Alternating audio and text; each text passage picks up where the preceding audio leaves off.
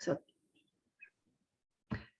okay, so I'd just like to welcome everybody here today. So just to introduce myself, my name is Louise Coburn. I'm the Vice Chair of the Tyne and Wear branch of the Geographical Association. Everyone is welcome to attend our lecture series, whether you're a GA member or not. Donations are welcome though, the talks are free for anybody who would like to attend. What I'm going to show you about is I will share shortly the list of lectures that we do have.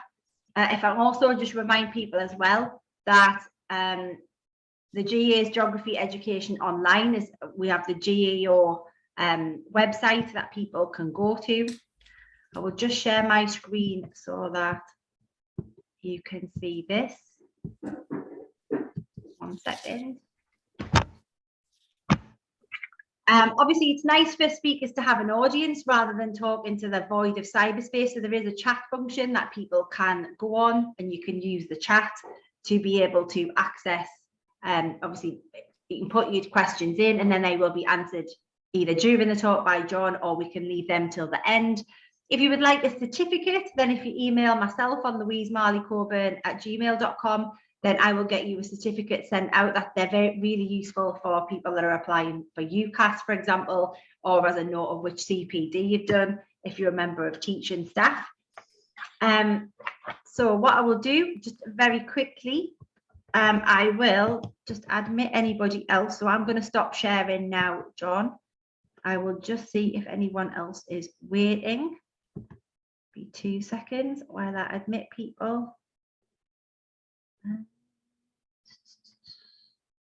Apologies, everybody. This is doesn't appear to want to let me admit anybody else.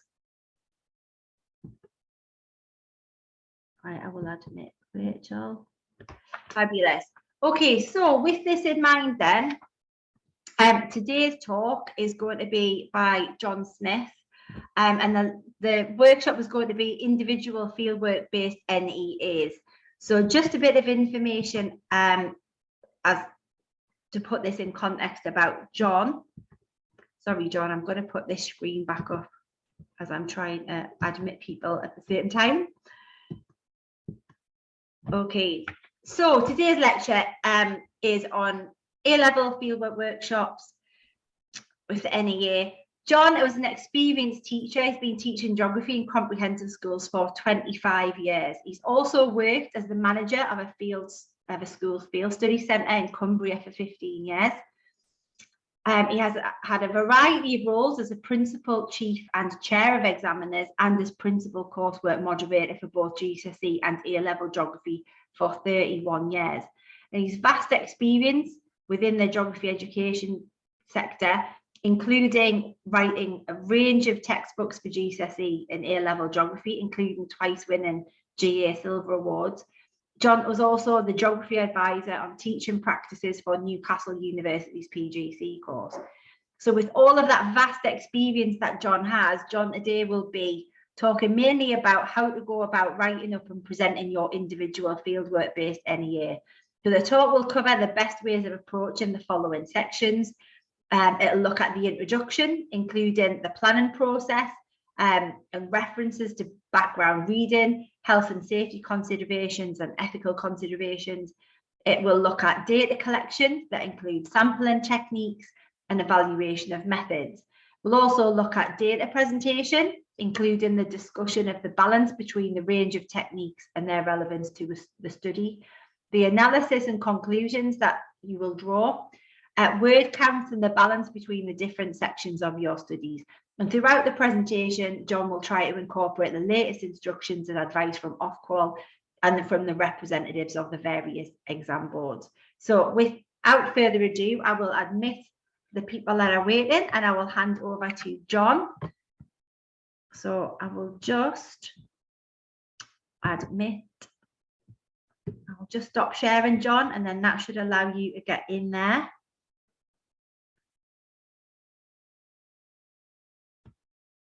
Okay, and I will hand over to John. Thank you very much, John. Thanks, Louise. No. Is it not letting you share? Is that going to work?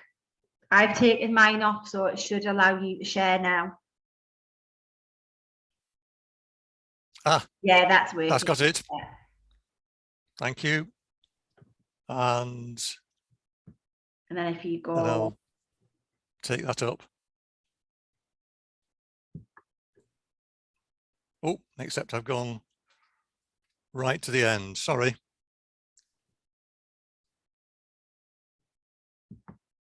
Try again.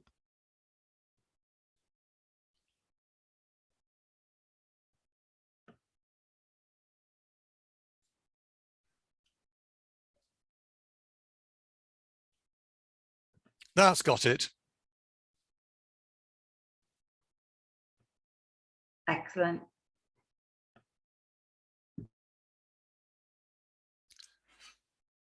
Right. Good evening, everybody. I'm assuming, I hope, that I'm talking mainly to people who are in the upper six, who are in the second year of their A-level course, and they've done most of their data collection, or all their data collection, or at least made a good start on it. I think before we start, it's worth reminding you that the NEA, the non-examined assessment, is worth 20% of your final A-level marks. Now, 20% of your final total, it can raise your grade by a whole grade, or possibly by 2 or even by 3 grades. 3 grades might be exaggerating a little bit. But I think the other thing is it can become the most personal part of your course. It is the part that you have had most control over. You own it. And so when you go for interviews for universities, jobs, really anything beyond here, and they ask you about something that you'd really like to talk about from the course that you studied, your personal study is yours. It's something that you can be really enthusiastic about. And I've heard so many students talk with such enthusiasm about the field work they've done. It really can be very, very important for you going on to a next stage of education. Now, in a normal year, and I'm talking about a normal year before COVID. In a normal year, by this stage, you should have done 4 days of group field work. You should have gone out with your class, with your whole class, and learned how to collect data, and then learnt how to process and present that data, and then presumably analyze it. And you should have used that 4 days to develop your own ideas to test. And your own ways of collecting data to test that. And you should have been well prepared for going out to do your study. Now that was in a normal year. And then most people decide to do 3 or 4 or 5 data collection techniques, and they knew how to process and present it. And in those normal circumstances, they knew that primary data collection was going to be the core of their study. But then we're into COVID.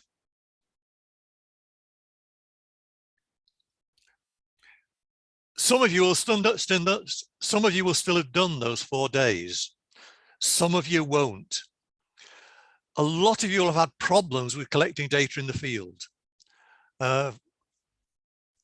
For reasons that can be described as health and safety issues, obviously health and safety for you, because you're running the risk of infection. And you could call them ethical issues. If by going out in the field, interviewing people and talking to people, you're in danger of spreading COVID to them, then it's an ethical issue. And both of those, the health and safety, the ethical aspects, have made fieldwork more difficult. And I've just put in brackets there. There's credit for discussing how these issues affected your work. Now, don't whinge. Don't say, oh, I would have done this if only it wasn't for COVID. But say, I wanted to do this.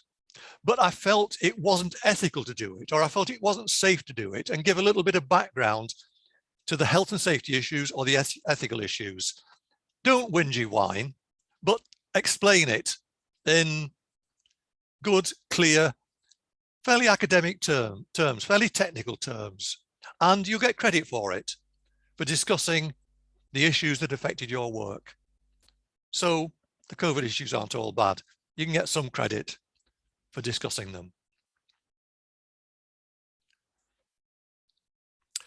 So because of these problems, Ofqual, which is the government organization that controls the exams, have worked with the exam boards to make allowances. And the key thing about the fieldwork is they've said, we are not going to insist on as much secondary data as we have in the past. You can use secondary data to a much greater extent,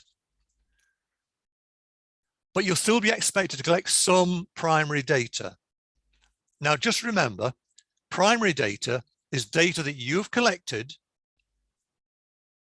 either you yourself or you with a group of helpers, co-workers, you've collected it, and it's not been processed before you got it. Secondary data is data that somebody else collected and processed.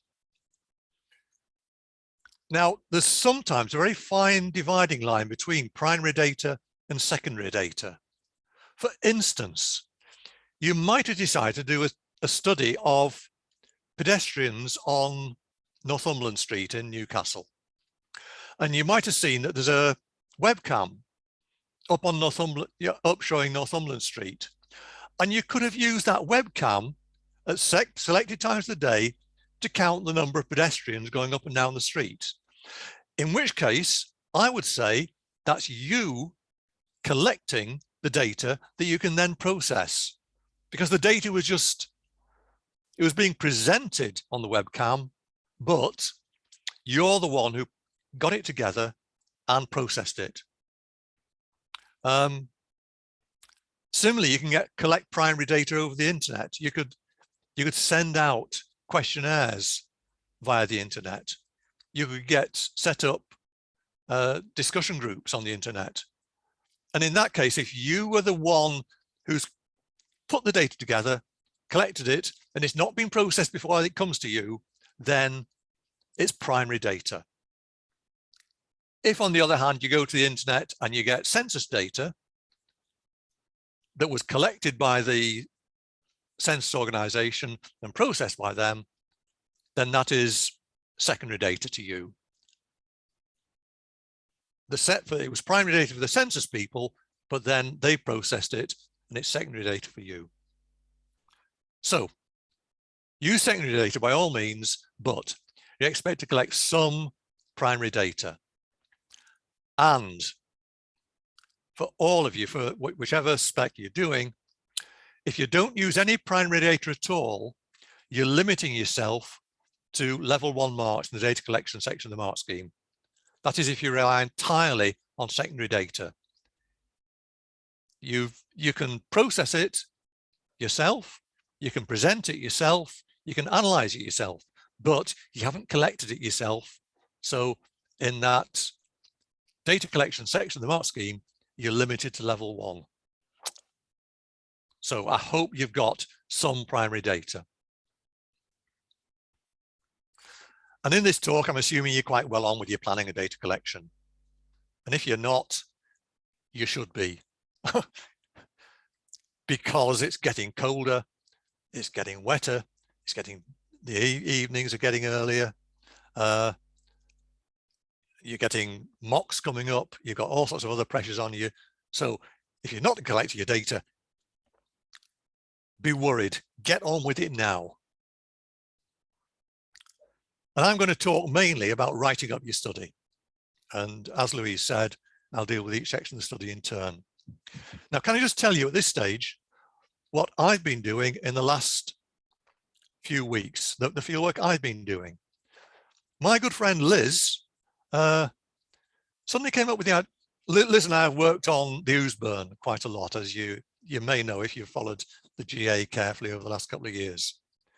Liz said, Have you seen that program, A House Through Time, on BBC One, where they look at the inhabitants of a house through time and then try to do research into each set of inhabitants, each family that's lived there, and follow up and build a whole program around that house and its inhabitants.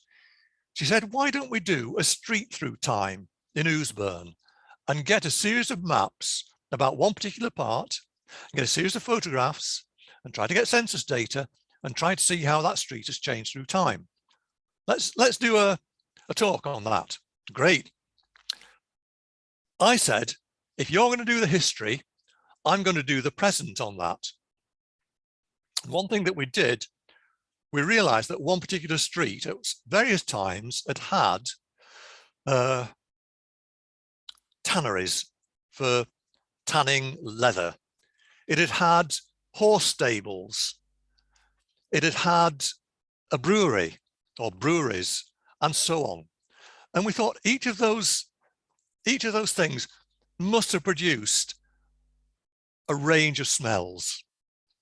The stables, some people think horses smell nice, but there are products of horses that don't. I don't think anybody thinks a tannery is ever going to smell nice. A brewery certainly smells strongly. And that street at various times must have been an absolute miasma of smells. And what's it like today? Well, if you walk up and down it, it's got restaurants with lovely cooking smells.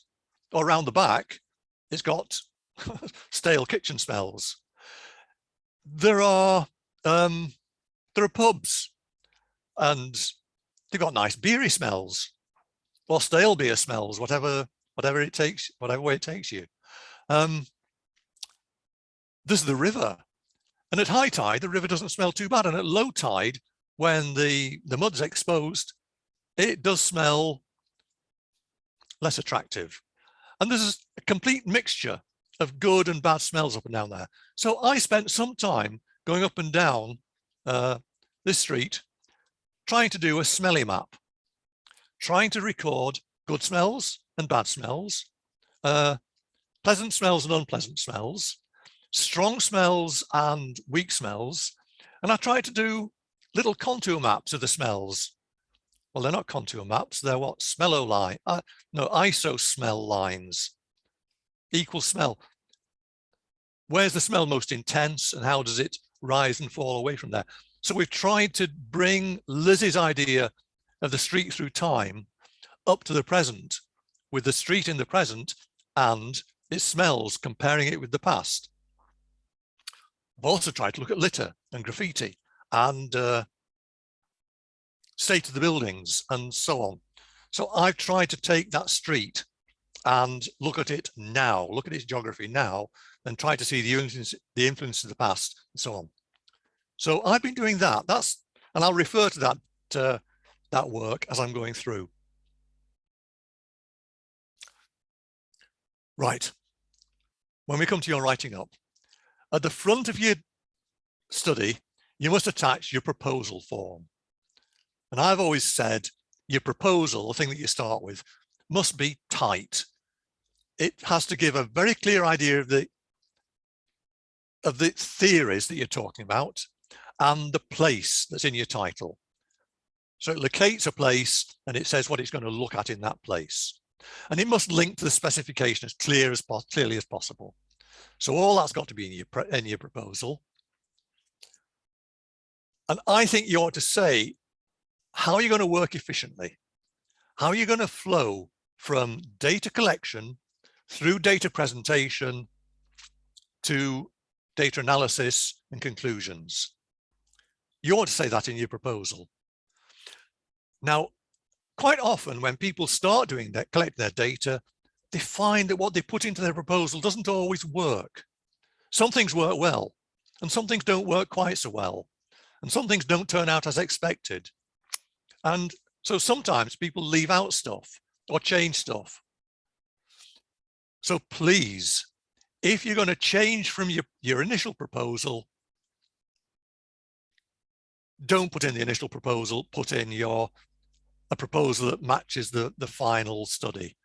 I've said don't leave empty content into your proposal.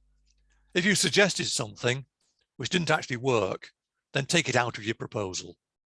You can maybe talk about it in your study, but don't leave it in your proposal if it didn't work and you left it out.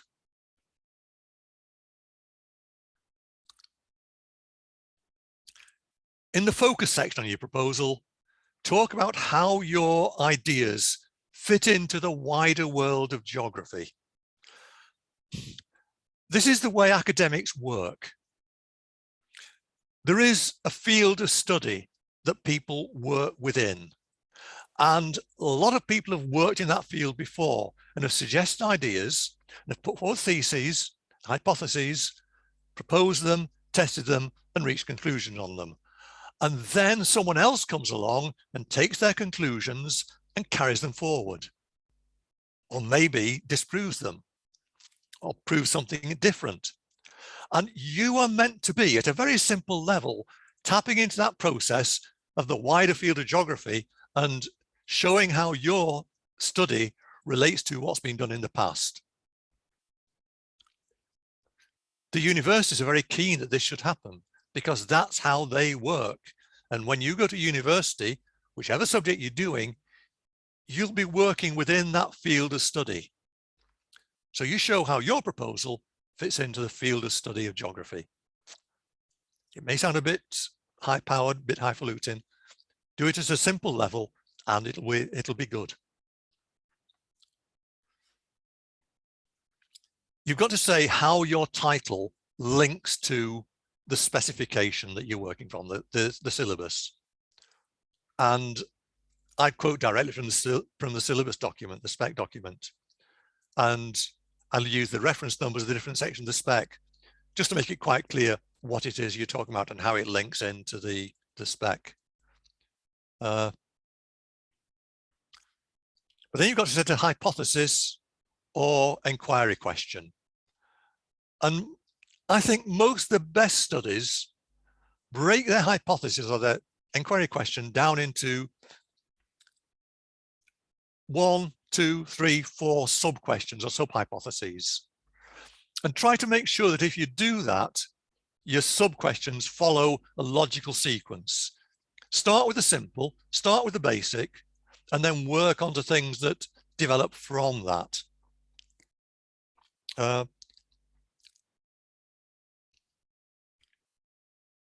Your initial sub-question is probably something that's going to be easy to prove, but then you work on to the more difficult ones that are more difficult to prove and perhaps more controversial. But have a logical sequence in those sub-questions. But then in your proposal, it's vital that you talk about how you're going to collect data. And when you're thinking about how to collect data, think about, well, how am I going to present it? How am I going to map it? How am I going to graph it? Am I going to get enough for a good map or graph or table? And am I going to have the right kind of data to then analyze with my statistical techniques? So when you're collecting your data, or when you're deciding how to collect your data, you also think of how to present it and analyze it. In your methodology section, you should have tried to say that. Now, everybody needs a variety of techniques of data collection, whether they are primary data collection or secondary data collection. But it's far more important that your techniques are relevant and suitable for your study. Don't go for variety for variety's sake.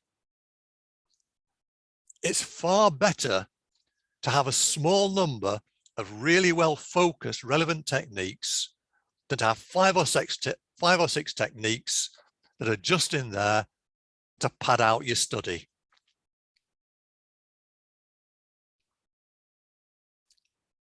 Very often, there's one basic technique that people rely on for the vast majority of their work.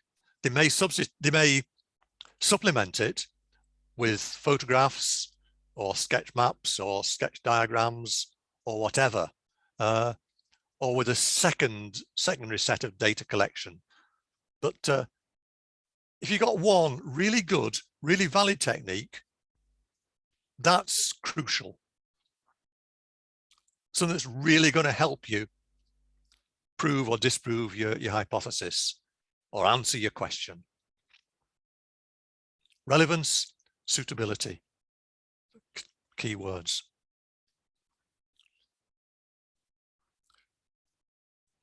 Now, I know in those last few slides, I was talking about what you might do, but I said I was going to assume you'd done it already. But if when you're doing your write-up, you realize some of your data is only of marginal relevance, drop it out. Concentrate on the really important data. And don't pad out your study. There's a word limit. The word limit's not strictly enforced, but don't pad out your study. Don't put in things just for the sake of having them there. That really is, it really is a bit of a waste. I see I've got a chat question. Rachel, I can't see the slide. I don't know, Rachel, I'm sorry. Hi, John. I can see your slide, so I'm wondering, Rachel, you might have to have a look at what your viewing options are for the screen.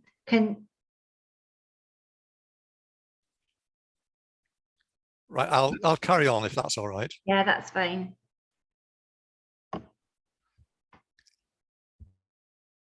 Now, some people, when they're doing their study, start off with an executive summary. An executive summary. If you're doing your PhD thesis a year or two from now, you'll have to have an executive summary which gives a couple of paragraphs at the start to sum up what your study is all about. I'm not sure whether an executive summary is really worth doing at this level. If you can write a brief summary of what you've done, okay. Don't waste space. Don't just make it into a table of contents. And if it's too long, it's a real waste of time and space. So executive summary, possibly, possibly not. But your introduction, this is very important. So I think in your introduction, say, where did you go? And why did you go there? It may well be, I went there because my teacher took us all there and we all had to choose our own project when we got to this particular place. Well, say that if you wish, but it was probably a good place to go anyway. So think about, why did your teacher choose that place to go to?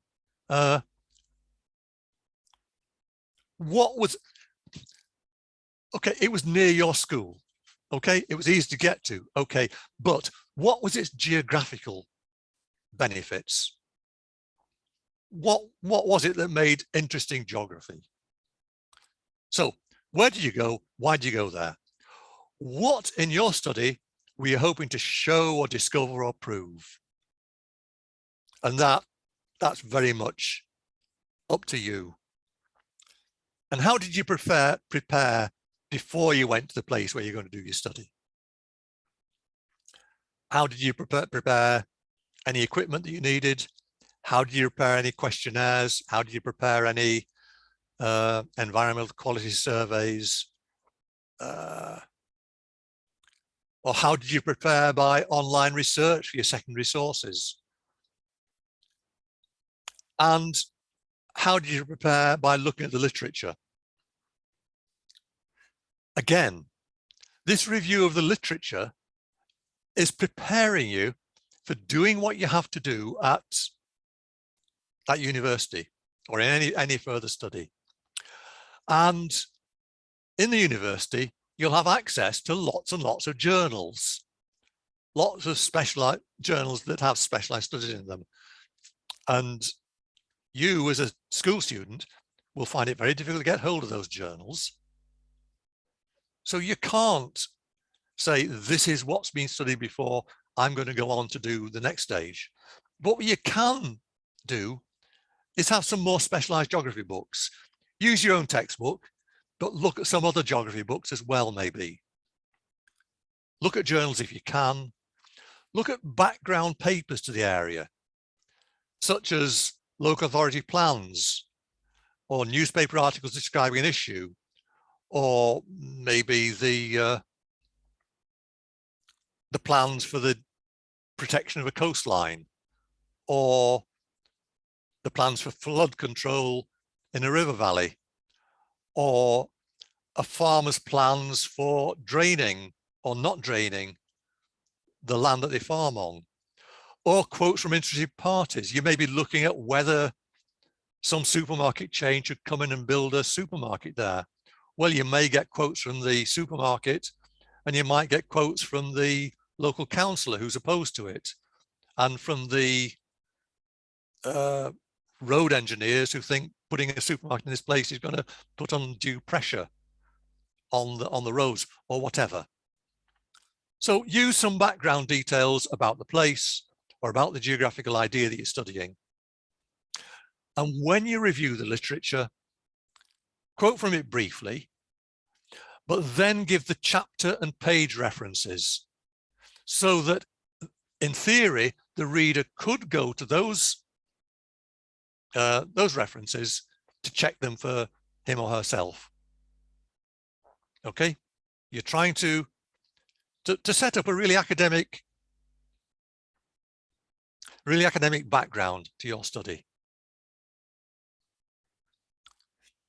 But keep focused on the topic, stay relevant, don't overdo it. If you copy out more than a couple of sentences from any one source, you're probably writing too much. And certainly don't bother writing a generic regional history or quoting publicity handouts at length. You may be doing your study, you might be doing your study like I was in the Ousburn. But I don't need, if I were writing mine up as an A-level project, I wouldn't need the geological history of the Ousburn, or maybe a sentence, say it's got deep, steep-sided valley with a river running through it, maybe. But I don't need to go into the full history of the boats coming in and the different industries that developed, apart from the ones that I am particularly concerned with. So keep it relevant. Keep it relevant to exactly what you're doing. One of the principal moderators suggested that in the review of the literature, you should aim to quote between 3 and 5 different sources. 3 shows you've taken it seriously. More than 5 shows that really you're waffling a bit. Please, when you're doing your study, keep a good record of all the sources you use, especially if you're using the internet, because it is a waste of time to have to go back when you're writing up your study to sources used on the internet months ago and you can't find them. So be methodical all the way through. Make a note of the reference that you've used. Show how you track the different websites you got to. When you're quoting your references, you'll put the references in the text. You'll say, as David Woff said, blah, blah, blah, blah. But then you'll say that as so-and-so else said, as Liz Cowan said in her talk to us, blah, blah, blah, blah, blah. You'll refer to them, and then you've got to give the references properly. You might put them in the text. After David Woff, you put in brackets, Geography and Integrated Approach by David Woff, published by whoever it was, Oxford University Press. Or you might put your footnotes, you might put those references as a footnote at the bottom of the page. Or you might put them at the end, references on the last page of your study. But however you do it, be consistent.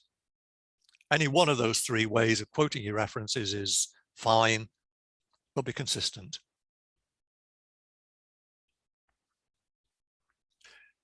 Now, your data collection. You've got to explain how you collected your data. And when I'm marking individual studies and they come to describe their data, I look at it and I say, could I follow that? Could I, if I did what that person has said there, could I go out and repeat that data collection? That's what I'm asking myself. So you need a clear, precise description of what you did, so that I, the reader, or your own class teacher who's marking it, or the moderator who's checking that mark, could they go out and do that same data collection? If they can, great. Keep it clear, keep it precise.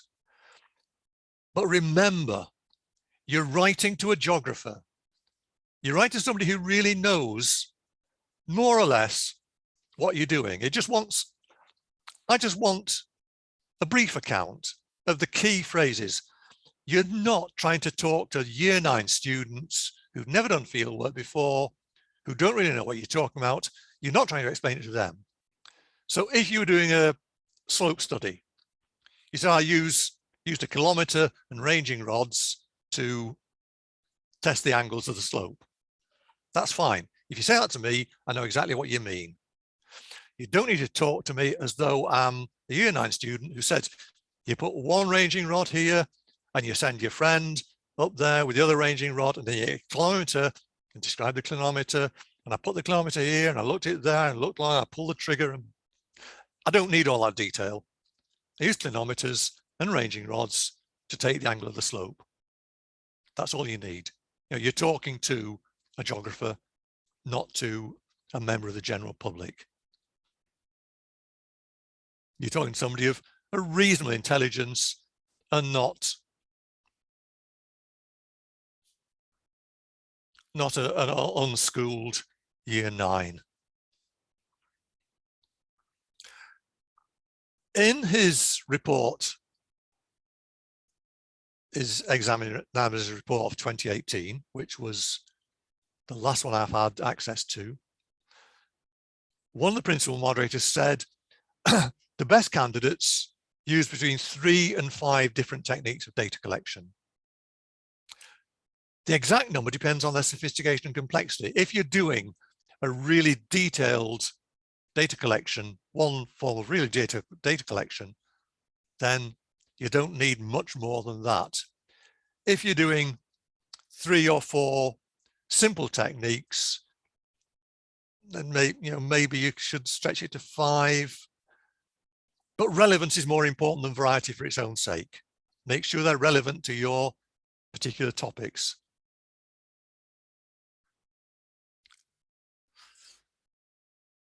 A very important part of data collection takes place before you collect any data. You must describe how you carry out your sampling. Did you use random sample, or a structured sample, or an opportunistic sample? Now, when I was going down through the Ousburn, doing my smelly sampling, I could have gone I could have said, I'll stand and have a sniff every 20 meters and see what I can smell. And that would have been a structured sample. I could have said, before I start, I'll pick out 20 places along that route. I'll pick them out at random and I'll go and stand there at each one of those and have a sniff. And that would have been a random sample. What I actually did is walk along, breathing deeply. And every time I smelt a smell, I really did do this. This isn't just I'm not being silly. Every time I smelt a smell, I stopped and I said, pleasant or unpleasant? And I record on a 1 to 5 scale. And I smelt more pleasant smells than unpleasant. And I said, mild or strong? And I recorded that on a 1 to 5 scale. And then I gradually walked away from that point and say, did the smell increase or did it decrease? And I tried to think every few meters away from that first point, was it going up or down? So I could actually draw the little isolines like smell contours to show how the smell changed up and down the slope. I did choose to go at lunchtime when the restaurants were in full swing. There was one particular pizza place that was exquisite. I loved it. I loved it so much that I stopped there and I got myself a mini calzone. And it was one of the best pizzas I've ever had, but that's beside the point. The smell was brilliant and the smell lasted quite a long way on either side. So I got really good isolines for that. Sorry. So which sampling technique did you use? Why did you choose that technique? Well, I chose my opportunistic technique because I didn't want to miss, there was only a limited number of smells and I didn't want to miss any of the really key smells. Was it opportunistic or was it structured? I don't know. I mean, if you're doing a slope sample, you might do your sampling at every break of slope. You choose your sample to fit the situation and explain why. Did your sampling work? Could it have been improved? And also, when you're using secondary data, did you use all the data or did you sample from it? If you got the census data for a particular part of your sample area, did you use all that secondary data or did you sample it? Did you use the breakdown by gender, the breakdown by age? Did you do a study of the breakdown by ethnicity? Well, some of those were relevant to your study probably, and some of them weren't. So say which you chose and which you didn't, and why you chose those, etc. And that's all part of the evaluation of your methods. You're going to get marks for evaluating your methods and being aware of what went well and what went wrong and why it went well and why it went wrong. And sorry, I've just seen there are a couple more chats.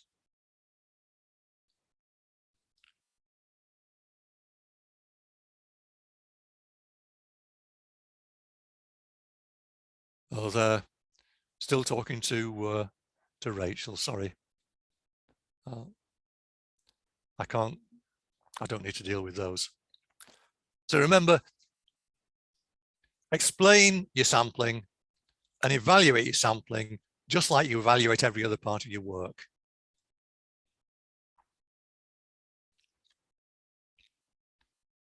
Another thing about data collection, did you carry out any pre-testing of your techniques to make sure they work properly? This is particularly relevant if you're doing questionnaires.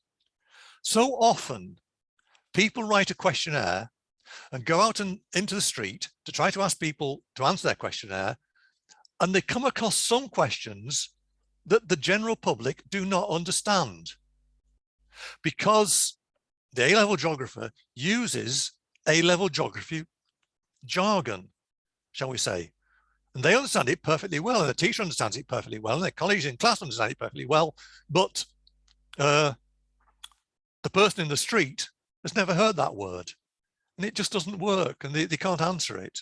And then you've got to do a lot of explaining and faffing about, and it spoils it. You lose the immediacy of the technique. Same with doing environmental surveys. sometimes you find that parts of your environmental survey just aren't relevant. You decide to do a study of graffiti in the area, and you find out actually there's no graffiti in my area. Whatever. Your really well laid plans may not work. And if they don't, change them. And one way, particularly with a questionnaire, after you've written it, I suggest a pre-test. Just go out and ask 2 or 3 people to do your questionnaire. Do it with your mum and dad. Do it with your brother and sister. Do it with your neighbor next door, whatever, to see if they understand it. And if they don't, if they can't answer it, or if they don't give the kind of answers that you were expecting, if they interpret it a different way from how you intended, then it's not working. So change it, adapt it. And when you go out and do it in the street for real, then you're not going to have these initial teething problems. And you're right about that in your evaluation. That is having one technique, evaluating it, adapting it, and then it working better.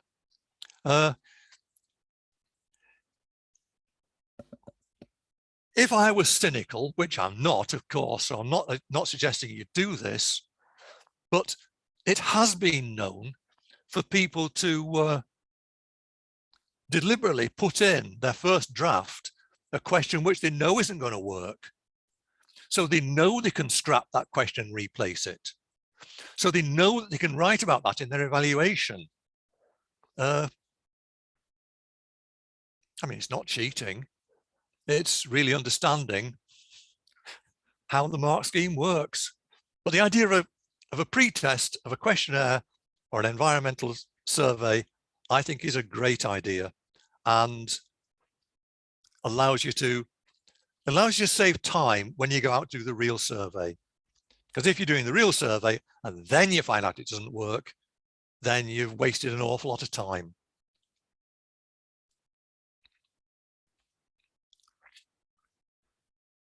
And when you've done your data collection, discuss the overall success of your methods. We once had somebody who appealed against one of his students' grades, because that student had said, there was nothing wrong with my data collection. I couldn't have improved it at all. And you gave him 1 mark out of 5 on a question about improving his data collection. And this teacher said, I told him what to do in this data collection. I've got a lot of experience. Of course, my method was perfect.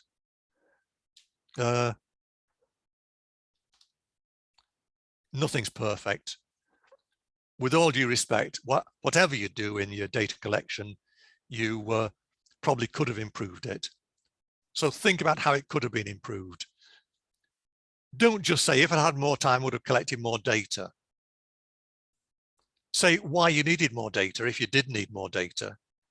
But really, your sampling technique should mean that you didn't need more data than you got. And don't just blame the weather. If it was rainy, then, and your recording sheet started to disintegrate, what could you have done to stop that? You know, the idea of writing in a plastic bag, having a big plastic bag and having your sheet in a plastic bag and writing in there is all very well, but then your hands get wet and you put your wet hand inside the bag and that gets the paper wet. So, I don't know. But come up with proper criticisms of your data collection and what went right and what went wrong. And don't just blame COVID. When you describe your data collection, do you put your methods in a table or in text? If you put in a table, your first column will be name of method, cross-section, cross-section of slope.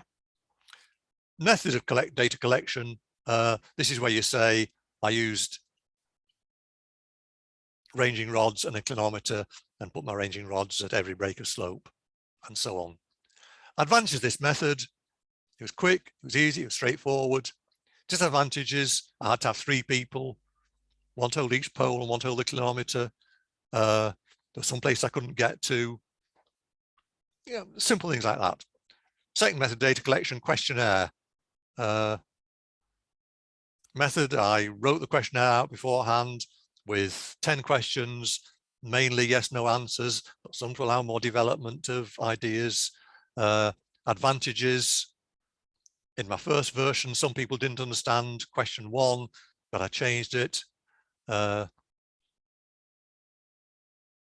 Advantages: it gave me easy data to present on a graph. Disadvantages: some people wouldn't refuse to answer my questions, and 1 or 2 people got a bit aggressive when I asked them about more personal information, whether they'd had the COVID injection, perhaps. They said it's none of your business. Okay, so you could do your table of name, method, advantages, disadvantages, or you could write it as straight text, a paragraph on each method. It's entirely up to you.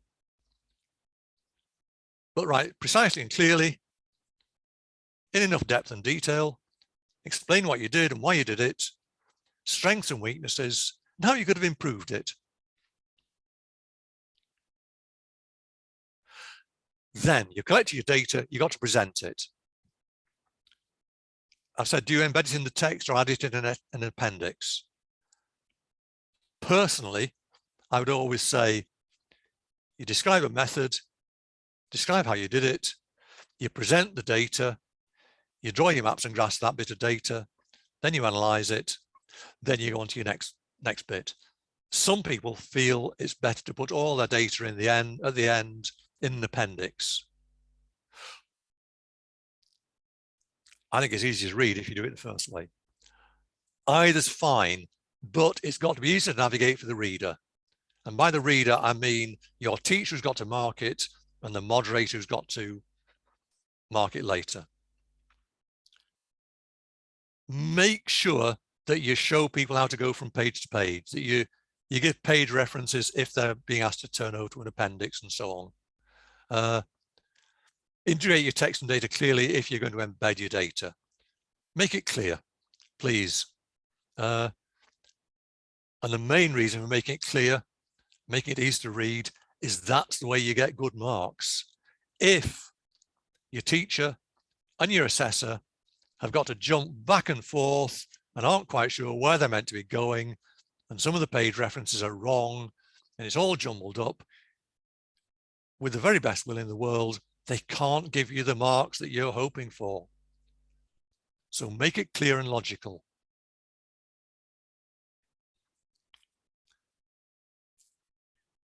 You present your data, you need some variety of techniques. I say, please include at least one map that you've drawn to show your place. Maps are an essential part of geography. And in a lot of studies, they're not done well. And a lot of people rely very much on maps they've got off the internet and maybe aren't quite relevant to your study. So if you can draw at least one map, or take one map and annotate it and illustrate it, develop it, that's great. But the whole point of presenting your data is so that you can draw out the trends. You know, there are more of this at this end and more of that at that end, or as the distance from the town centre goes up, then the value of the properties goes up too. The relationship, the connections between 2 sets of data, and any anomalies in the data, any things that don't fit the patterns. So your presentation of data should allow you to see the trends, the relationships, the connections, the anomalies. They should be there on the map or there on the graph. And then you, in your text, should draw them out. Draw attention to them. Don't just put them on the map and leave the reader to pick them out for him or herself. If you've used a questionnaire, an environmental quality survey or whatever, put one copy of the final version in, but don't put all your completed copies in. It just looks like padding. Show a table with your results on tabulated. Can I just mention here one thing that I get very frustrated by? People do questionnaires. First question, age of respondent, young, middle-aged, old, maybe they break it down like that. Maybe they actually ask them. Gender, male, female, non-committal, whatever, other. And then they ask the questions. And in their tabulated results, they show, I asked 10 males, 9 females, 1 doubtful. I asked 7 people under 25, 7 people between 25 and 50, 6 people over 50, whatever. And then they give all the results. And that's the last they mention. They put those first 3 questions in, the first 2 questions in, to show that they got a good range of people. But why not break it down? Have a separate graph for what the youth said about the questions you're asking, and a separate graph for what the middle-aged, and a separate graph for what the older people said, or a separate graph for what males and females said on all the different topics. It may well be that there are gender differences or age differences. And so often, I feel that information is there somewhere in the data that was collected, but it's never brought out. Try it, have a look and see whether it works in your case. See what data there is in there that can be got out. Make sure that all the data you collected does get presented and analysed. Decide whether you're going to put your analysis after each set of data or whether you're going to present it all later. It doesn't matter as long as you do it clearly. But you must analyse each set of data. And you ought to try to use at least one statistical technique as well as some written. And I can almost hear some of you groan, I can't do statistics. I'm hopeless at maths. Why do I have to do statistics? Well, you may not be the world's best mathematician, but you can all do some statistics. Even if your statistical techniques are working out average scores, means, medians and modes, or if they're working out percentages, or if they're drawing best fit lines on a scatter graph, or if you're doing a dispersion graph, a sort of box and whisper graph. I put standard deviation in there. I think that's wrong. I think standard deviation is quite difficult. There's some quite difficult sums. But I'm sure you've all got into the 6th form. You must be able to do averages, percentages, and calculate a best fit line, and some simple things like that. So please try to do some stats. Of course,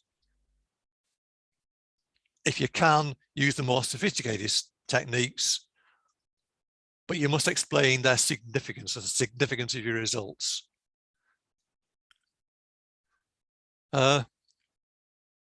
Explain the technique. You may write it all out in full. So Spearman, you might draw all the columns up and put the formula in and show how it works.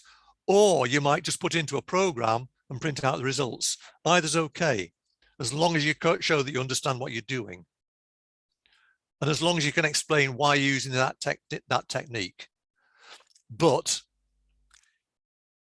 you must talk about the significance. You've got to mention the direction of any correlation. Is it a positive correlation? Is it a negative correlation? Or is there no correlation? Is it random?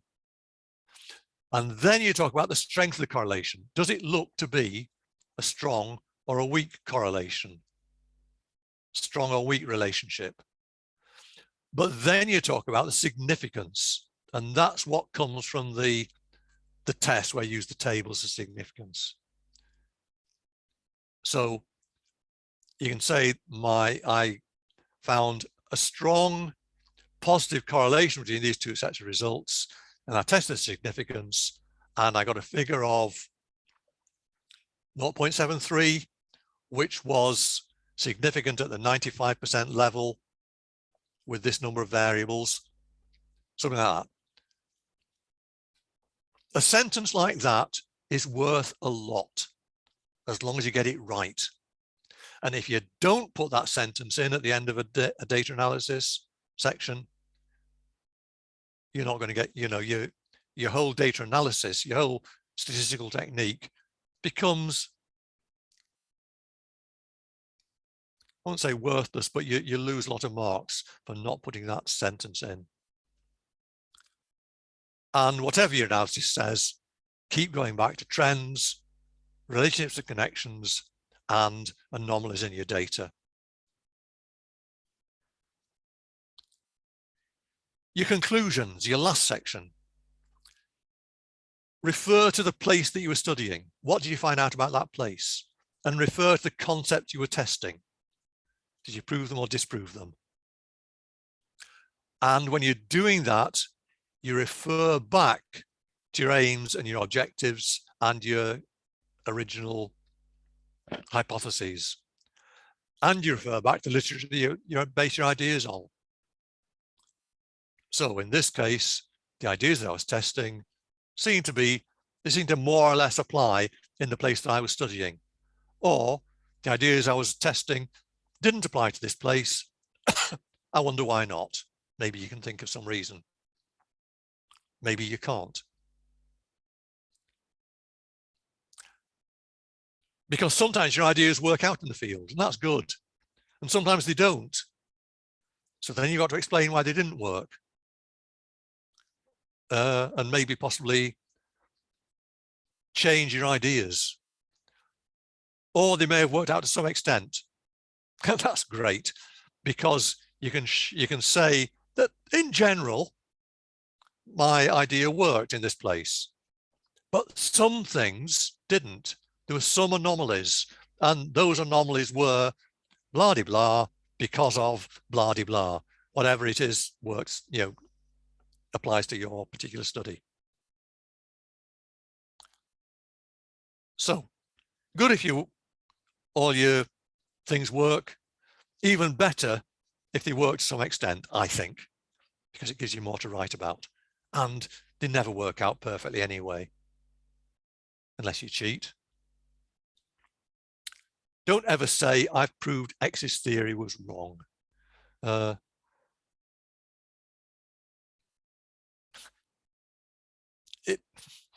Your study really, if you've chosen somebody's theory from some top geographer, you can't go saying that person's theory was wrong. You can say, this theory didn't work in my place. I wonder why not. Or you can say, this theory didn't work when I did it. I wonder what I did wrong. Or I wonder what might have made, how this might have varied or why it might have varied. Offer some tentative explanations, but don't say, I've proved the theory wrong. That's a bit arrogant of you to say that at our level. I would never dare say it, but I would dare say, I can see it didn't work in this case, but possibly it's because of whatever. I offer my own explanations for this case.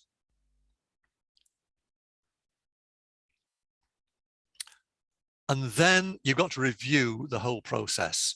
Now, I've been suggesting you review your methods as you're going along, and you review your sampling techniques as you're going along.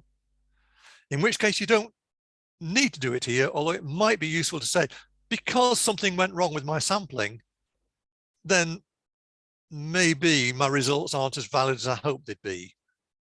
Or because it was so difficult collecting the data in the rain, when nobody would stop to answer my questions, and I had a limited number of questionnaire responses, my results aren't as reliable as I might have hoped. Criticize your methods constructively and see how it affected the reliability of your whole inquiry. Then you can perhaps suggest how your inquiry could be taken forward. And the final point I want to make is about counting words, because this causes an awful lot of grief. All the specs say that the inquiry should be about 3,000 to 4,000 words in length. If you've done less than 2,500 words, you're either a very precise scientist, mathematician, who's very, very clever, or you've not done enough work.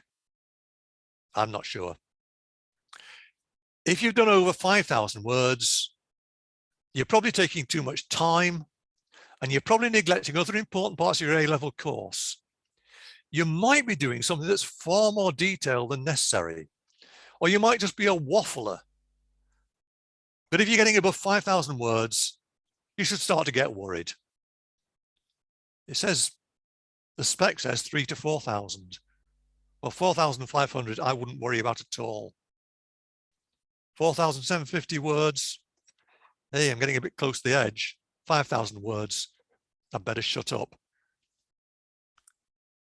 But you'll never be penalized if you go above that 3,000 to 4,000 figure, except you're taking time from your other subjects or from the other parts of your geography.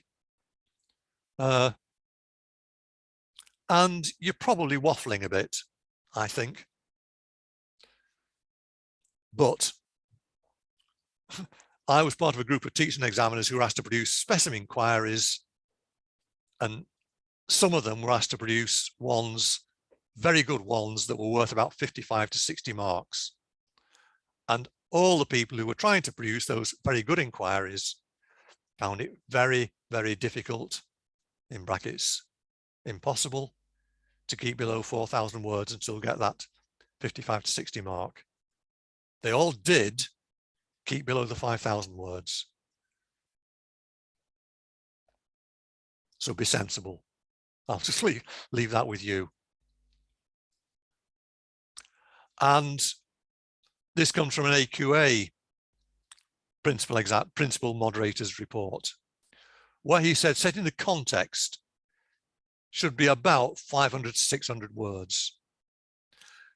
Describing your methods should be 600 to 800. Now, I reckon if you put your description of your methods into a table, you could maybe bring it down below 600 words, but it is important. There are also marks for it. He said your interpretation and analysis of data,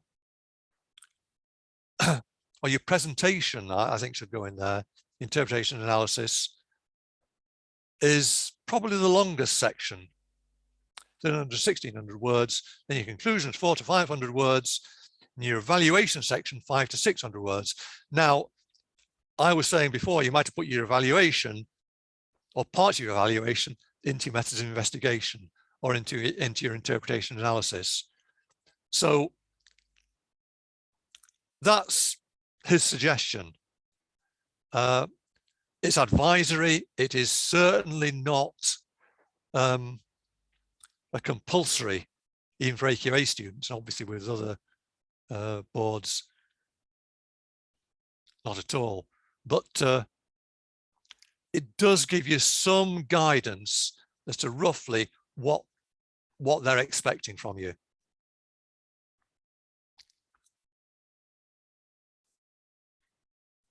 If you add up the maximums for each of those sections, they come to just over 4,000 words. So I think you might actually go above the maximum on several of those sections and get up to 4,500 and not worry about it. I've not checked about if you did the minimum in each of those sections, it's probably getting down towards 3,000. But anyway, be sensible, be practical. At some stage, you may have to cut out bits of your work which are waffly and irrelevant. You may have to. But don't go through trying to cut out the odd word here and the odd word there just to fit, just to get just below the advised limit. You're wasting even more time. You've wasted time going above the limit, then you're wasting more time trying to get down back below the limit. So treat that limit with be